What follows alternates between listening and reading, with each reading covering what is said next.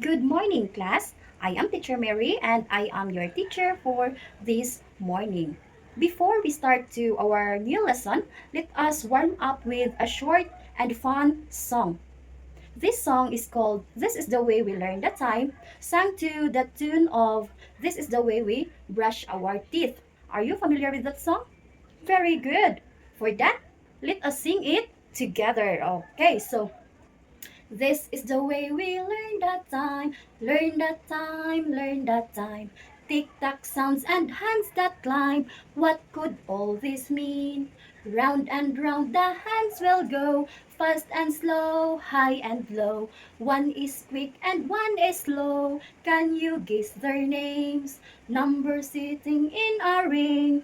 1 through 12 did their thing. They help us tell time, ding ding ding. We're about to start. Morning, noon, and evening too. Time tell us what we should do. Wake or sleep or play with you. Let's find out just how. Did you enjoy class? Very good. So, I have a few questions for you. Have you ever seen a clock or a watch in your house? What does it do? Let's find out by learning about clock this morning. So, I have here an example of a clock this morning. So, this is a clock or an analog clock. Clock will tells time. So, this time, let's learn the parts of a clock. So, this arrow or the short hand, this is the short hand, the yellow arrow, and this is the long hand, the pink arrow. So, the short hand will tells the hour, and the long hand will tells the minutes. So, in here, this number 1 to 12, this is the hour time. And this pink number, this one, counting by 5, 5, 10, 15, 20, 25, 30, 35, 40, 45, 50, 55, 60. This is the minutes. Okay, now, so this time, let's learn how to read time by hours. So, for example, the short hand is pointing at 7, and the long hand is pointing at 12. The time is 7 o'clock. Another example, the short hand is pointing at 10, and the long hand is pointing at 12. The time is 10 o'clock. Always remember, children, that reading time by hour, the long hand is always pointing at number 12. Okay, very good. Number 12.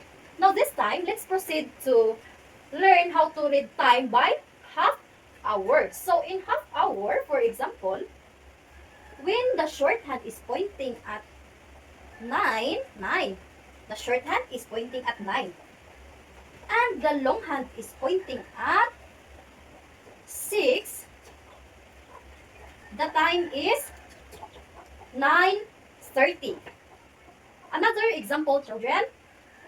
When the short hand is pointing at 12, okay, when the short hand is pointing at 12, now the long hand is pointing at 6. The time is the time is 12:30. Now, children, in reading time by half hour, always remember that the long hand is always pointing at number, what number? Number 6. Very good. So this time, children, let's proceed to learn time by quarter hour. Okay, so in reading time by quarter hour, for example, if the short hand is pointing at 6, this one, and the long hand is pointing at 3,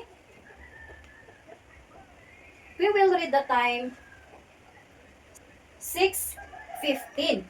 Another example, children. If the short hand is pointing at 8, pointing at 9, we will read the time 8:45.